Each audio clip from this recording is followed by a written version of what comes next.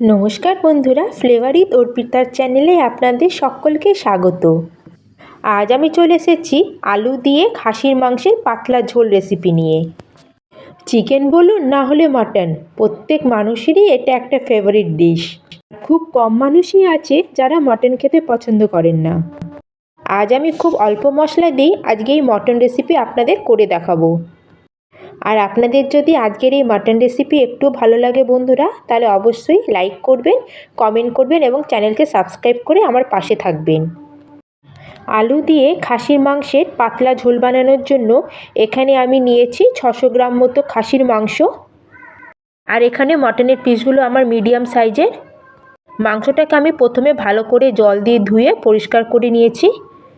আর এর মধ্যে একটু সামান্য চর্বিও আছে। প্রথমে আমি মাটনটাকে একটু ম্যারিনেট করে নেবো। তার জন্য প্রথমে আমি এখানে দিলাম 2 টেবিলস্পুন মতো টক দই, সামান্য একটি নুন, আর কালারের জন্য দিয়ে দিলাম 1 চামচ মতো হলুদ, আর 1 চামচ কাশ্মীরি লঙ্কা পাউডার। আর ঝালের জন্য এখানে দিয়ে দিলাম সামান্য একটু গোলমরিচ গুঁড়ো। এখানে বন্ধুরা আমি লঙ্কা, আদা, রসুনের একটা পেস্ট তৈরি করে রেখেছিলাম। এখান থেকে কিছুটা পরিমাণে লঙ্কা বাটা দিয়ে দিলাম, আর এখান থেকে কিছুটা আদা পেস্ট দিয়ে দেবো এর মধ্যে, আর 1 চামচ মতো রসুন বাটাও দিয়ে দিলাম। এবার সব কিছুকে আমরা ভালো করে মাখিয়ে নেবো। তার জন্য এখানে সামান্য পরিমাণে একটু সর্ষের তেল দিয়ে দিলাম। এবার আমি হাত দিয়ে সব কিছুকে ভালো করে মাংসের সাথে একটু মিক্স করে নেবো। তাহলে দেখলেন তো বন্ধুরা মাংসটা ম্যারিনেট করা কতটাই সহজ। আর এইভাবে ম্যারিনেশন করলে মাংসটা খেতেও ভালো লাগে আর মাংসটা অনেকটা সফট হয়। যাতে সব মশলাগুলো ভালোভাবে মাটনের মধ্যে ঢুকে যায়, তার জন্য এটাকে আমি ম্যারিনেট করে 1 ঘন্টার জন্য রেখে দেবো।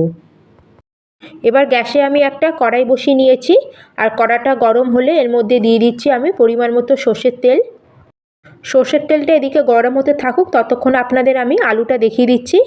এখানে আমি 2টো আলুকেই নিয়েছি। আলুটাকে মাঝখান থেকে অর্ধেক করে নিয়েছি। এটা আমার মিডিয়াম সাইজের আলু, তাই এটাকে আমি মাঝখান দিয়ে অর্ধেক করে নিয়েছি। বড় সাইজের আলু হলে এটাকে 4 টুকরো করতে পারেন। আর তেলটা আমার ভালো মতো গরম হয়ে গেছে। এখন আমি এর মধ্যে দিয়ে দিলাম কেটে রাখা আলুগুলোকে।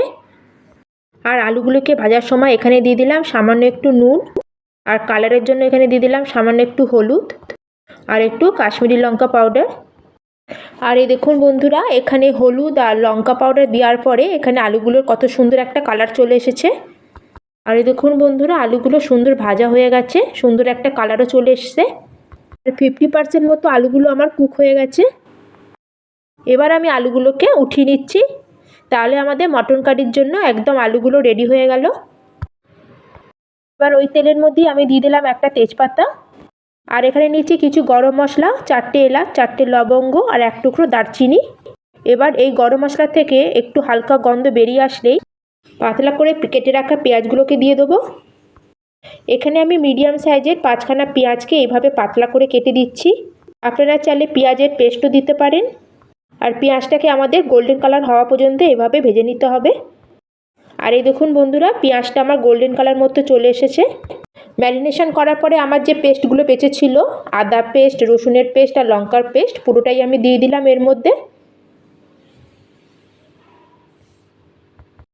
এবার গ্যাসের ফ্লেমটাকে লোতে করে আদা, রসুন আর লঙ্কার পেস্টটাকে আমরা ভালো করে ফ্রাই করে নেবো, যতক্ষণ না এর কাঁচা গন্ধটা বেরিয়ে যায়। আর এখানে কিছু মশলা অ্যাড করছি। তার জন্য প্রথমে দিয়ে দিলাম 2 চামচ মতো ধনে পাউডার, 1/2 চামচ মতো জিরে পাউডার। এইটাকেও একটু খালি ভালো করে মিশিয়ে নেব। আর এটাকে ফ্রাই করতে দেখে আপনারা আন্দাজ করতেই পারছেন এতে কতটা আমার তেল কম আছে।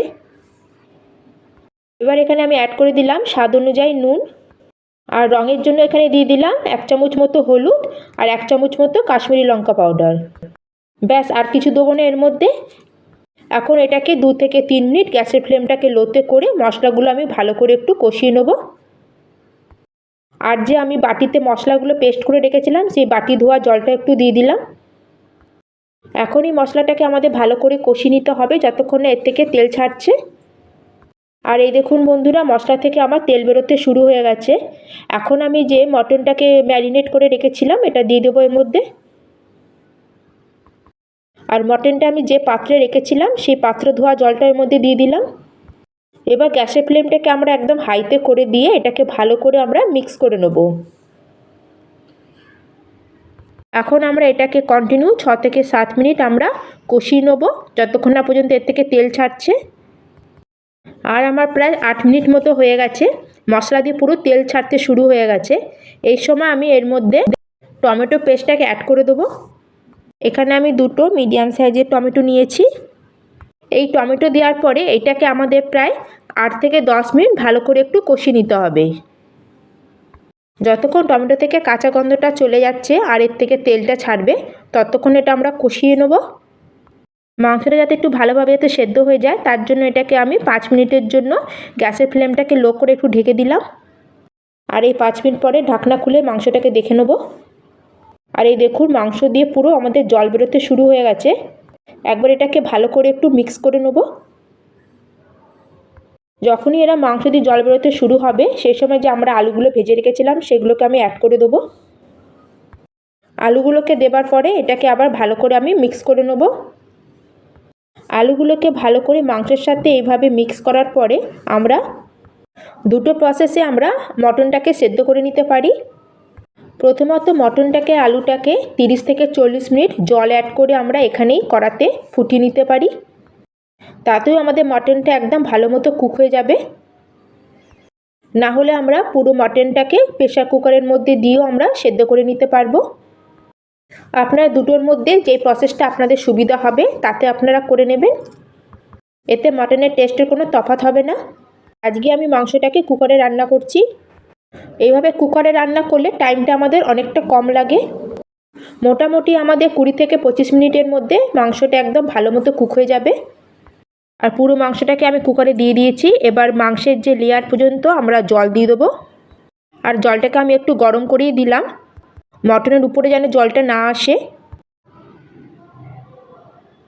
এবার কুকারের ঢাকনাটা লাগিয়ে আমরা গ্যাসের ফ্লেমটাকে মিডিয়ামে করে 4টে সিটি হওয়া পর্যন্ত অপেক্ষা করে নেব। আর এই দেখুন বন্ধুরা, আমার প্রায় 4টে সিটি হয়ে গেছে। সিটি পড়ার সঙ্গে সঙ্গে আমরা কুকারের ঢাকনাটা খুলব না। যখন কুকারের পুরো প্রেসারটা রিলিজ হয়ে যাবে সেই সময় আমরা ঢাকনাটা খুলে নেব। আর এই ঢাকনাটা খুললেই আমাদের মটন কারি একদম পারফেক্টলি রেডি। কি দেখে লোভ লাগছে তো? এরকম মাংসের কালারটা দেখলে সত্যি লোভ সামলানো মুশকিল। এবার আমি উপর থেকে 3টে কাঁচা লঙ্কাকে চিড়ে দিয়ে দিলাম, আর 1/2 চামচ মতো একটু গরম মশলা, আর কিছু কুচানো ধনেপাতা। এবার গ্যাসের ফ্লেমটাকে আবার অন করে দিয়ে আমি ঝোলটাকে আবার 1 মিনিট মতো একটু ফুটিয়ে নেব। এবার এটাকে আমরা গরম গরম সার্ভ করে নেব। এইভাবে আপনারা মাটন কারি ফ্রাইড রাইস, পোলাও, ভাত, রুটি সব কিছুর সাথেই খেতে পারবেন। তাহলে বন্ধুরা, আজকের এই রেসিপিটা আপনাদের কেমন লাগলো অবশ্যই আমাকে কমেন্ট করে জানাবেন। আর চ্যানেলে নতুন বন্ধু হলে আমার চ্যানেলকে সাবস্ক্রাইব করে আমার পাশে থাকবেন। তাহলে আজ আমি এখানেই শেষ করলাম। জয় হিন্দ, জয় ভারত।